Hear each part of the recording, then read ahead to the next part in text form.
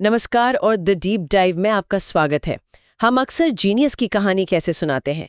एक अकेला इंसान एक कमरे में बंद और फिर अचानक यूरेका का पल आता है। हम सोचते हैं कि सीखना, कुछ नया बनाना, ये सब मतलब एक व्यक्तिगत यात्रा है। लेकिन क्या हो अगर ये सोच ही गलत हो? क्या हो अगर ज्ञान अकेले में नहीं बल्कि लोगों के बीच पैदा होता है? आज हमारे पास लेव वाइगोत्स्की के सामाजिक सांस्कृतिक सिद्धांत पर कुछ लेख और नोट्स हैं जिन्हें मनोविज्ञान का मोजार्ट भी कहा जाता है। और हमारा मिशन इस विचार को चुनौती देना है कि जीनियस अकेले में पैदा होते हैं। हम ये समझने की कोशिश करेंगे कि वाइगोत्स्की के अनुसार हमारा समाज, हमारी संस्कृति और हमारी भाषा हमें इंसान कैसे बनाती है। और ये चुनौती बहुत गहरी है।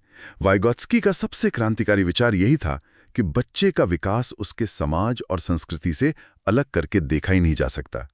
उन्होंने जो एक लाइन कही वो उनके पूरे सिद्धांत का सार है। विकास बाहर से अंदर की ओर होता है।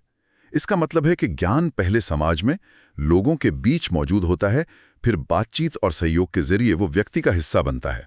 ये उस समय की सोच के बिल्कुल खिलाफ था, जो मानती थी कि बच्चा एक नन्हे वैज्ञानिक की तरह अकेले ही दुनिया की खोज करता है। बाहर से अंदर की ओर, ये सुनने में ही उल्टा लगता है। ठीक है, तो इस सफ़र को शुरू कहाँ से करें? हमारे स्रोतों में सबसे पहले एक शब्द आता है जो थोड़ा अजीब है, सांस्कृतिक उपकरण या कल्चरल टूल्स। इसका क्या मतलब है कि हमारी संस्कृति हमें औजार देती है। हम तो आरी हथौड़े जैसे औजारों के बारे में सोचते हैं। और वाइगोत्स्की कहते हैं कि आपकी सोच बिल्कुल सही दिशा में है, बस उसे थोड़ा और आगे ले जाने की जरूरत है। जिस तरह एक बढ़ई लकड़ी काटने के लिए आरी का इस्तेमाल करता है, उसी तरह इंसान सोचने के लिए, दुनिया को समझने के लिए अपनी संस्कृति से मिले औजारों का इस्तेमाल करता है। और ये दो तरह के होते हैं। पहले तो वही हैं जिनके बारे में आपने सोचा, वास्तविक उपकरण जैसे कंप्यूटर, पेन, कैलकुलेटर या यहाँ तक कि एक नक्शा। ये हमारे शारीरिक और मानसिक काम को आसान और तेज बनाते हैं। ठीक है, ये तो समझ आता है। कंप्यूटर से गणना करना दिमाग से करने से कहीं ज्यादा तेज है। लेकिन दूसरे कौन से हैं? दूसरे हैं मनोवैज्ञानिक उपकरण। और यहीं पर वाइगोत्स्की का असली जादू है। इनमें भाषा, गिनती के तरीके, संगीत के नोट्स, याद रखने की तकनीकें और हर तरह के संकेत शामिल हैं। अब देखिए, ये सिर्फ हमारा काम आसान नहीं करते हैं, बल्कि ये हमारी सोचने की प्रक्रिया को ही जड़ से बदल देते हैं, उसे एक नया ढांचा देते हैं। और इन सभी में भाषा सबसे शक्तिशाली मनोवैज्ञानिक उपकरण है। ये एक बहुत बड़ा दावा है कि भाषा हमारे सोचने का तरीका बदल देती है। मतलब, क्या भाषा के बिना हम जटिल विचार सोच ही नहीं पाते? जैसे कोई प्रोग्रामर है जो पाइथन में कोड करना सीखता है, तो क्या वो दुनिया की समस्याओं को अलग तरह से देखने लगता है उन लोगों के मुकाबले जो सिर्फ हिंदी या अंग्रेजी जानते हैं? बिल्कुल, आपने बहुत अच्छा उदाहरण दिया। एक कोडिंग लैंग्वेज आपको समस्याओं को लॉजिक, लूप्स और फंक्शंस में तोड़ने का एक ढांचा देती है। ठीक उसी तरह हमारी मातृभाषा हमें दुनिया को श्रेणियों में बांटना सिखाती है। वाइगोत्स्की के लिए भाषा सिर्फ संवाद का जरिया नहीं है, ये सोच का औजार है। और ये औजार हमें कहाँ से मिलता है? समाज से। और यहीं से सामाजिक अंतःक्रिया या सोशल इंटरैक्शन का विचार आता है, जिसे इस सिद्धांत का दिल माना जाता है। स्रोत में एक बहुत दिलचस्प कथन है जो मुझे एक पहेली जैसा लगा। हर कार्य बच्चे के विकास में 2 बार प्रकट होता है, पहली बार सामाजिक स्तर पर और दूसरी बार व्यक्तिगत स्तर पर। इसका क्या मतलब हुआ? इसका मतलब है कि हम जो भी सीखते हैं वो पहले 2 लोगों के बीच होता है और फिर हमारे अंदर जाता है। पहली अवस्था को वाइगोत्स्की ने इंटरसाइकोलॉजिकल कहा, यानी 2 मनों के बीच, और दूसरी अवस्था को इंट्रासाइकोलॉजिकल, यानी मन के भीतर। क्या इसका कोई सरल सा उदाहरण है? ये सुनने में बहुत अकादमिक लग रहा है। सबसे सरल उदाहरण है गिनती सीखना। एक छोटा बच्चा पहले अपने माता पिता या बड़े भाई बहन के साथ उंगलियों पर गिनना सीखता है। देखो, ये 1 है, ये 2 है। ये एक बाहरी और सामाजिक प्रक्रिया है। इसमें 2 लोग, बातचीत और उंगलियों का इशारा शामिल है। बच्चा अकेले यह नहीं कर रहा। लेकिन कुछ समय बाद आप देखेंगे कि वही बच्चा बिना उंगलियों का इस्तेमाल किए मन ही मन में जोड़ने घटाने लगता है। अच्छा, तो जो प्रक्रिया पहले बाहर 2 लोगों के बीच हो रही थी, वो अब उसके दिमाग के अंदर एक निजी प्रक्रिया बन गई है। तो ये ऐसा है कि हम कुछ समय के लिए किसी और के दिमाग का सहारा लेते हैं जब तक कि हमारा अपना दिमाग उस काम को करने के लिए तैयार ना हो जाए। क्या बात है, आपने इसे बहुत खूबसूरती से समझाया। सीखना इसी बाहरी दुनिया से भीतरी दुनिया का सफर है। हम समाज से कौशल और विचार उधार लेते हैं, उन्हें इस्तेमाल करते हैं और फिर उन्हें अपना बना लेते हैं। अगर हम भाषा की बात पर वापस लौटें तो मुझे याद है कि उस समय के एक और बड़े मनोवैज्ञानिक थे, जीन प्याजे। वो मानते थे कि भाषा बच्चे के संज्ञानात्मक विकास का एक परिणाम है। मतलब पहले सोच विकसित होती है, फिर उसे व्यक्त करने के लिए भाषा आती है। लेकिन वाइगॉत्स्की तो कुछ और ही कह रहे हैं। बिल्कुल उल्टा कह रहे हैं। वाइगॉत्स्की के लिए भाषा विकास का इंजन थी, आखिरी स्टेशन नहीं। उनका मानना था कि जन्म के समय बच्चे के विचार और भाषा दो अलग-अलग समानांतर नदियों की तरह बहते हैं, लेकिन लगभग 3 साल की उम्र में ये दोनों नदियां मिल जाती हैं और तब एक संज्ञानात्मक विस्फोट होता है। उस संगम के बाद भाषा विचार का आधार बन जाती है। बच्चा अब सिर्फ संवाद के लिए नहीं, बल्कि सोचने के लिए भाषा का इस्तेमाल करने लगता है। मुझे हमारे नोट्स में ये निजी वाक या प्राइवेट स्पीच वाली बात बहुत दिलचस्प लगी। ये वो स्थिति है जब बच्चे खेलते हुए खुद से बड़बड़ाते हैं। आमतौर पर तो हम इसे बचपना समझकर नजरअंदाज कर देते हैं। वाइगॉत्स्की इसे इतना जरूरी क्यों मानते थे? ये समझना वाइगॉत्स्की और पियाजे के बीच के सबसे बड़े दार्शनिक अंतर को समझना है। पियाजे ने इस व्यवहार को अहं केंद्रित वाक कहा, ईगोसेंट्रिक स्पीच। उनका मानना था कि बच्चा ये नहीं समझ पाता कि कोई उसकी बात नहीं सुन रहा है, इसलिए ये उसकी अपरिपक्वता की निशानी है जो धीरे धीरे खत्म हो जाएगी। लेकिन वाइगॉत्स्की को इसमें कुछ और ही दिखा। उन्हें इसमें क्रांति दिखी। उन्होंने देखा कि जब बच्चे किसी मुश्किल काम में फंस जाते हैं, जैसे कोई पजल सॉल्व करना या कुछ बनाने की कोशिश करना, तो उनका ये खुद से बात करना बढ़ जाता है। एक बच्चा ब्लॉक से टॉवर बना रहा हो और खुद से कहे, ये लाल वाला टुकड़ा यहां लगेगा, नहीं नहीं यहां नहीं, गिर जाएगा, अब हरा वाला लगाता हूं। वाइगॉत्स्की ने कहा कि ये कोई अपरिपक्वता नहीं है। बच्चा असल में अपने काम को, अपने विचारों को दिशा दे रहा है, वो खुद का मार्गदर्शन कर रहा है।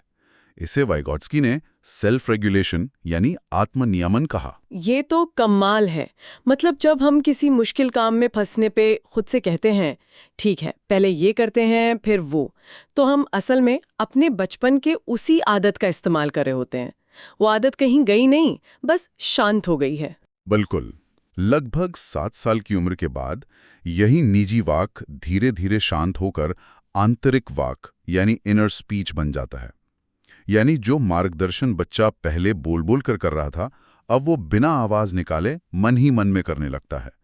हमारा आंतरिक वाक हमारे विचारों को दिशा देता है। वो निजी वाक खत्म नहीं हुआ, बस अंदर चला गया और ज्यादा परिपक्व हो गया। तो अगर भाषा और समाज हमें सोचने के औजार देते हैं और हम दूसरों के साथ बातचीत करके सीखते हैं, तो इसका मतलब ये भी हुआ कि हम दूसरों की मदद से वो भी सीख सकते हैं जो हम अकेले नहीं कर सकते। वाइगॉत्स्की ने इसी सीखने की संभावना वाले क्षेत्र के लिए एक बहुत मशहूर नाम दिया था, है ना? हाँ, और ये शायद उनका सबसे प्रसिद्ध और शिक्षा के क्षेत्र में सबसे ज्यादा इस्तेमाल होने वाला विचार है, समीपस्थ विकास का क्षेत्र या जोन ऑफ प्रॉक्सिमल डेवलपमेंट, जिसे हम ZPD कहते हैं। सुनने में यह बहुत जटिल लगता है, पर असल में यह बहुत सरल और शक्तिशाली विचार है। ZPD बस उस अंतर को कहते हैं जो एक बच्चा अकेले क्या कर सकता है और किसी की मदद से क्या कर सकता है के बीच होता है। इसे उस साइकिल वाले उदाहरण से समझते हैं जो हमारे नोट्स में है। मान लीजिए एक लड़की है जो साइकिल पर बैठ सकती है और पेडल भी मार सकती है, पर वो संतुलन नहीं बना पाती। ये उसका वास्तविक विकास स्तर है, यानी जो वो अकेले कर सकती है। लेकिन जब उसके पिता पीछे से साइकिल को हल्का सा पकड़ लेते हैं, तो वो संतुलन बनाकर साइकिल चला लेती है।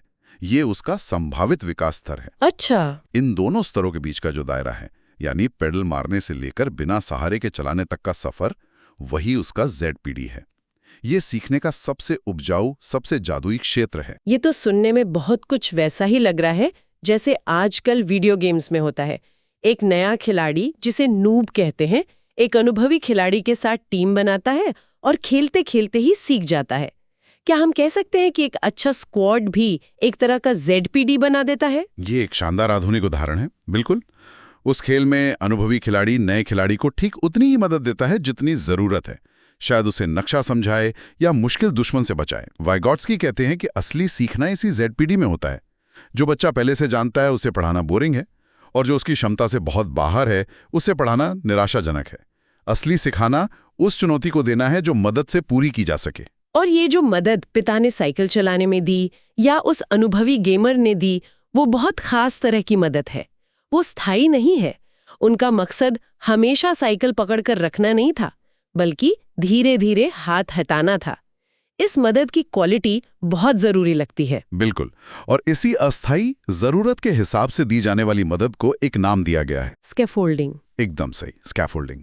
इसका हिंदी में मतलब होता है पाड़ या मचान। जैसे एक इमारत बनाते समय मचान लगाया जाता है ताकि मजदूर ऊपर चढ़ सकें और काम कर सकें, और इमारत पूरी होने पर उसे हटा दिया जाता है। वैसे ही ये मदद भी अस्थायी होती है। अच्छा, मचान जो सिर्फ तब तक रहता है जब तक जरूरत हो, और फिर उसे हटा लिया जाता है ताकि इमारत खुद खड़ी रह सके। ये तो शानदार एनालॉजी है। इसका मकसद बच्चे को आत्मनिर्भर बनाना है, उस पर निर्भर बनाना नहीं। एकदम सही। और ये मदद कोई भी दे सकता है जो सीखने वाले से ज्यादा जानता हो। वाइगोत्स्की ने ऐसे व्यक्ति या वस्तु के लिए मोर नॉलेजेबल अदर या MKO शब्द का इस्तेमाल किया। ये MKO एक शिक्षक, माता पिता, कोई बड़ा भाई बहन या आपका दोस्त भी हो सकता है। यहाँ तक कि एक कंप्यूटर प्रोग्राम या YouTube का ट्यूटोरियल वीडियो भी एक MKO की भूमिका निभा सकता है। ठीक है, तो हमने इन सभी विचारों को समझ लिया कि हम समाज से सोचने के औजार लेते हैं, भाषा हमारी सोच को आकार देती है, और हम दूसरों की मदद से एक खास जोन में सबसे अच्छा सीखते हैं। अब बड़ा सवाल ये है कि इन सभी क्रांतिकारी विचारों का असल क्लासरूम में क्या मतलब है? एक शिक्षक इन्हें अपनी रोजमर्रा की टीचिंग में कैसे इस्तेमाल कर सकता है? ये सबसे महत्वपूर्ण सवाल है, क्योंकि वाइगोत्स्की के सिद्धांत सीधे सीधे शिक्षा के लिए ही बने हैं। पहला और सबसे बड़ा बदलाव है सहयोगात्मक अधिगम, यानी कोलैबोरेटिव लर्निंग पर जोर देना। वाइगोत्स्की का मानना था कि बच्चे अकेले अपनी डेस्क पर बैठकर रटने के बजाय समूहों में काम करके बेहतर सीखते हैं। एक अच्छे शिक्षक को कक्षा में अलग अलग क्षमता वाले बच्चों के ग्रुप बनाने चाहिए ताकि वे एक दूसरे से सीख सकें। लेकिन इसमें एक खतरा भी तो है। क्या ऐसा नहीं हो सकता कि ग्रुप में 1 या 2 तेज बच्चे ही सारा काम करें और बाकी बस पीछे बैठकर उनकी नकल कर लें? ये तो बहुत आम समस्या है। आपने बिल्कुल सही मुद्दा उठाया, और वाइगोत्स्की का सिद्धांत इसका जवाब भी देता है। एक अच्छा सहयोगात्मक कार्य वो नहीं है जहां सब एक ही काम कर रहे हों, बल्कि शिक्षक को कार्य को इस तरह बांटना चाहिए कि हर बच्चे की एक जिम्मेदारी हो। एक बच्चा रिसर्च करेगा, दूसरा लिखेगा, तीसरा प्रेजेंटेशन बनाएगा। इस तरह हर कोई योगदान देता है। और जब अलग अलग क्षमता वाले बच्चे एक साथ काम करते हैं, तो जो बच्चे होशियार हैं वो दूसरे बच्चों के लिए MKO की भूमिका निभाते हैं और उन्हें स्कैफोल्डिंग देते हैं। इससे जिसे नहीं आता वो सीखता है, और जिसे आता है उसका ज्ञान किसी और को समझाकर और भी पक्का हो जाता है। इसके अलावा और कौन सी तकनीकें हैं? एक बहुत बेहतरीन तकनीक है पारस्परिक शिक्षण या रेसिप्रोकल टीचिंग। इसमें शिक्षक और छात्र बारी बारी से पढ़ाने की भूमिका निभाते हैं। मान लीजिए एक पैराग्राफ पढ़ा जा रहा है, तो एक छात्र पहले सवाल पूछेगा, दूसरा उसका सारांश बनाएगा, तीसरा मुश्किल शब्दों को स्पष्ट करेगा, और चौथा भविष्यवाणी करेगा कि आगे क्या हो सकता है। यहां सीखने की जिम्मेदारी साझा हो जाती है और क्लास एक जीवंत संवाद का केंद्र बन जाती है, न कि एक तरफा भाषण का। ये तो पारंपरिक कक्षा से बहुत अलग है। और मूल्यांकन यानी बच्चों को टेस्ट करने के बारे में वाइगोत्स्की क्या कहते हैं? क्या वो भी अलग है? यहां भी उनका विचार क्रांतिकारी है। वे गतिशील मूल्यांकन यानी डायनामिक असेसमेंट की बात करते हैं। पारंपरिक परीक्षा क्या जांचती है? वो ये जांचती है कि बच्चे को कितना याद है। लेकिन वाइगोत्स्की कहते हैं कि हमें सिर्फ ये नहीं जांचना चाहिए, हमें ये भी देखना चाहिए कि वो मदद मिलने पर कितना और सीख सकता है। यानी हमें बच्चे के ज्ञान का नहीं, बल्कि उसके ZPD का आकलन करना चाहिए। अच्छा। मान लीजिए 2 बच्चों के गणित में 40 नंबर आए। पारंपरिक टेस्ट के हिसाब से वे बराबर हैं, लेकिन अगर शिक्षक एक को थोड़ी सी मदद देता है और वो 80 नंबर का सवाल हल कर लेता है, जबकि दूसरा मदद के बाद भी 50 पर ही अटका रहता है, तो इसका मतलब है कि पहले बच्चे का ZPD बहुत बड़ा है, वो सीखने के लिए ज्यादा तैयार है। तो अगर हम वाइगोत्स्की के इन सभी विचारों को समेटें, तो हम जिस विचार के साथ शुरू हुए थे वो पूरी तरह से बदल जाता है। ज्ञान कोई वस्तु नहीं है जिसे शिक्षक के दिमाग से निकालकर बच्चे के दिमाग में भरा जाता है। यह एक सामाजिक प्रक्रिया है, एक गतिविधि है जो बातचीत, सहयोग और सांस्कृतिक उपकरणों के इस्तेमाल से पैदा होती है। सीखना अकेले का नहीं, बल्कि एक साथ का सफर है। समाज सिर्फ सीखने का संदर्भ नहीं है, बल्कि सीखने का स्रोत है। आपने बिल्कुल सही सारांश दिया और ये हमें एक बहुत गहरे सवाल पर लाके छोड़ता है जिस पर श्रोताओं को विचार करना चाहिए। हमने कहा कि ज्ञान दो लोगों के बीच की बातचीत से निर्मित होता है, तो फिर इस पर विचार किया जा सकता है, जब कोई अकेले में एक किताब पढ़ रहा होता है तो क्या वो सच में अकेला होता है, या वो उस किताब के लेखक के साथ, जो शायद सदियों पहले जी रहा था, समय और स्थान के पार जाकर एक मानसिक संवाद कर रहा होता है? भाषा के उस मनोवैज्ञानिक उपकरण के जरिए क्या वो भी एक सामाजिक प्रक्रिया नहीं है?